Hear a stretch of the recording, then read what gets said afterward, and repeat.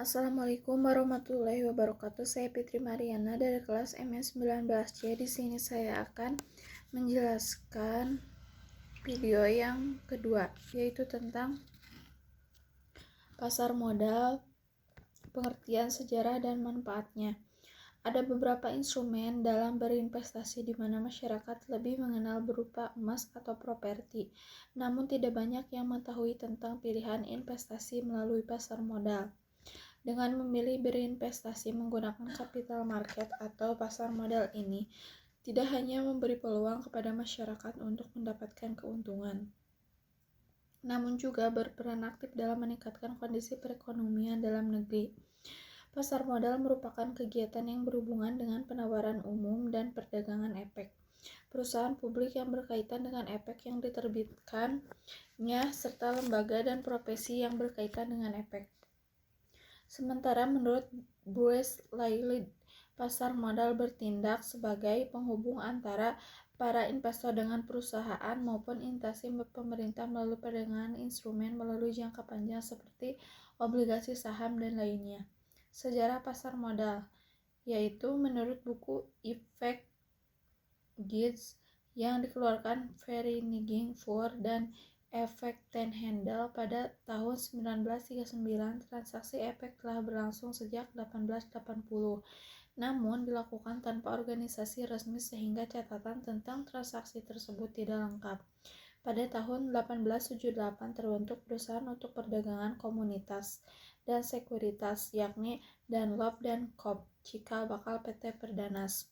Baru pada tahun 1912, tepatnya tanggal 14 Desember, Amsterdam's Effectenbeurs membuka cabang bursa efek untuk pertama kalinya di Indonesia yang bertempat di Batavia, Jakarta.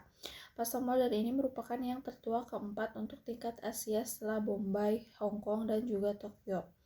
Awal mula kenapa pihak pemerintah Belanda mendirikan bursa efek di Batavia ini karena pada awal abad 19 tersebut berbagai perkebunan sedang dibangun secara besar-besaran. Agar proses pembangunan bisa berjalan dengan baik, maka pemerintah kolonial Belanda tentu saja membutuhkan modal. Nah, salah satu sumber modal yang digunakan saat itu adalah tabungan dari orang-orang Eropa dan juga Belanda yang mempunyai penghasilan di atas rata-rata. Atas dasar itulah pada tanggal 14 Desember 1912 tersebut resmi berdiri pasar yang satu ini dengan nama Vereniging dan Efek Ten Handel. Jika diterjemahkan dalam bahasa Indonesia, namanya adalah Asosiasi Perdagangan Efek. Pasar ini terletak di Batavia, Jakarta dengan efek yang diperjualbelikan berupa saham dan juga obligasi. Fungsi pasar modal. Pasar modal sebagai sarana penambah modal bagi usaha. Perusahaan dapat memperoleh dana dengan cara menjual saham ke pasar modal. Saham-saham ini akan diberi oleh masyarakat umum, perusahaan lain, lembaga, atau pemerintah. Pasar modal sebagai sarana pemerataan pendapatan setelah jangka waktu tertentu. Saham-saham yang telah dibeli akan memberikan dividen bagian dari keuntungan perusahaan kepada para pemiliknya. Oleh karena itu, penjualan saham melalui pasar modal dapat dianggap sebagai sarana pemerataan pendapatan. Pasar modal sebagai sarana peningkatan kapasitas produksi. Dengan adanya tambahan modal yang diperoleh dari pasar modal, maka produktivitas perusahaan akan meningkat. Pasar modal sebagai sarana penciptaan tenaga kerja. Keberadaan pasar modal dapat mendorong muncul dan berkembangnya industri lain yang berdampak pada terciptanya lapangan kerja baru. Pasar modal sebagai sarana peningkatan pendapatan negara. Setiap dividen yang dibagikan kepada para pemegang saham akan dikenakan pajak oleh pemerintah. Adanya tambahan pemasukan melalui pajak ini akan meningkatkan pendapatan negara. Pasar modal sebagai indikator perekonomian negara. Aktivitas dan volume penjualan atau pembelian di pasar modal yang semakin meningkat padat memberi indikasi bahwa aktivitas bisnis berbagai perusahaan berjalan dengan baik, begitu juga sebaliknya. Instrumen pasar modal. Pasar modal juga dikenal dengan istilah bursa efek. Di dalamnya kamu bisa menemukan berbagai jenis surat berharga yang setiap hari diperdagangkan. Jenis-jenis surat berharga tersebut antaranya adalah saham. Saham yaitu saham merupakan surat berharga yang menjadi bukti kepemilikan atas sebuah perusahaan. Investor yang memiliki saham di sebuah perusahaan berhak untuk mendapatkan dividen atau pembagian laba.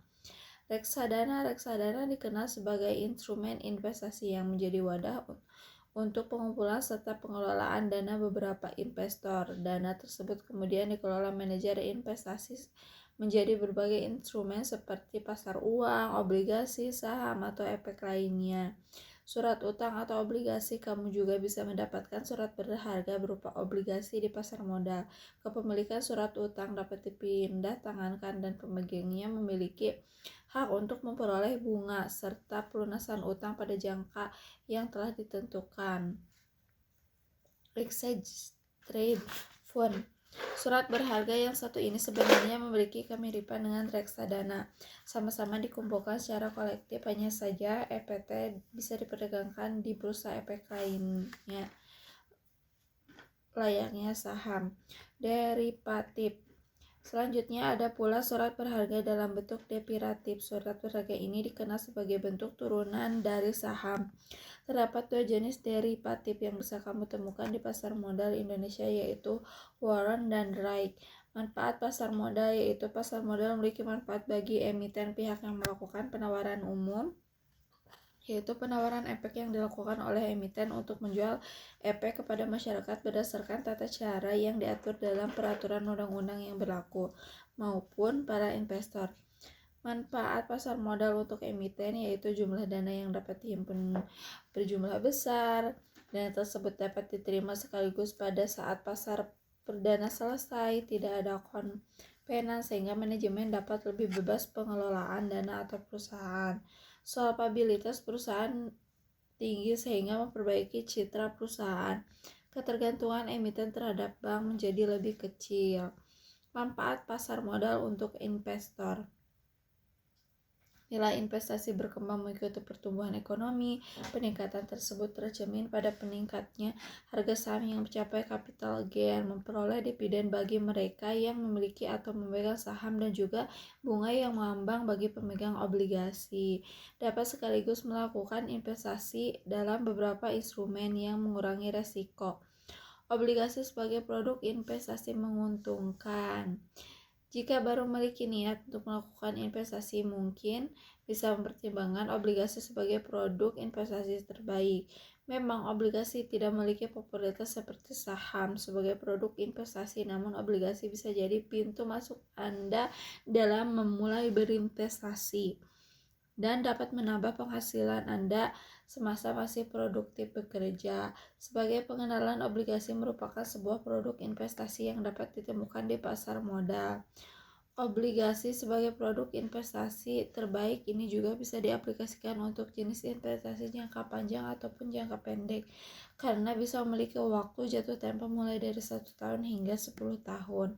Pemegang investasi obligasi biasanya akan diberikan tanda kepemilikan berupa kupon ataupun bunga. Jika Anda memiliki obligasi yang diterbitkan oleh pemerintah atau korporasi, biasanya Anda akan menerima kupon atau yang akan diberikan secara berkala. Kupon ini merupakan bukti atau tanda atas keuntungan yang Anda miliki saat berinvestasi.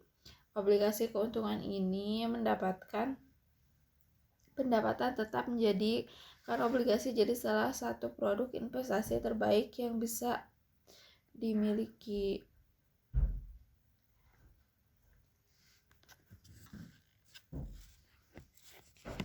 Sekian penjelasan dari saya. Mohon maaf bila dalam penjelasan banyak materi yang kurang atau belum lengkap tersampaikan. Mohon maaf bila ada kesalahan. Assalamualaikum warahmatullahi wabarakatuh.